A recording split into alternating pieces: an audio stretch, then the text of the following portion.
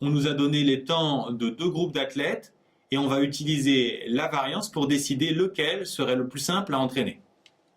Concrètement, on nous demande de calculer avec des formules différentes la variance pour chacun des groupes avant de conclure sur lequel des deux serait donc le plus simple à entraîner. Pour ce premier groupe, on va appliquer notre première formule de la variance. Pour ça, il nous faut calculer la moyenne. Et comme on a affaire à des intervalles, on va prendre pour valeur les milieux des classes. Donc la moyenne, ça va nous donner 3 fois 50 plus 5 fois 54, etc. divisé par l'effectif total, c'est-à-dire divisé par 15.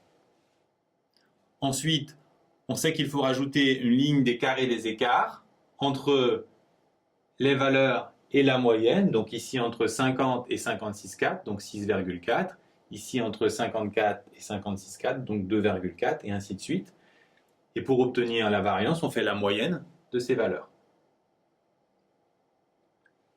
On effectue, et pour obtenir l'écart type, tout simplement, on prend la racine.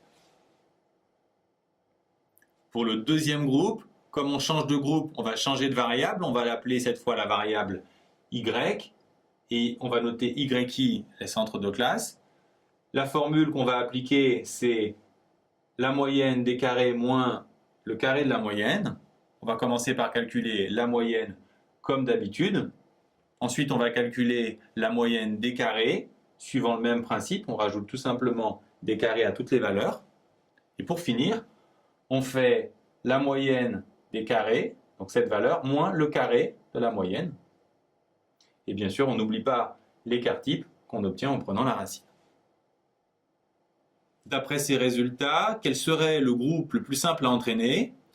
On constate tout de suite que les coureurs du groupe B sont plus rapides, donc on peut se dire qu'ils sont meilleurs, mais ils ont un écart type plus grand, ce qui signifie qu'ils sont plus hétérogènes, qu'il y a plus de différences entre eux, donc ça sera plus difficile de préparer des exercices à la fois pour les meilleurs du groupe et pour les moins bons.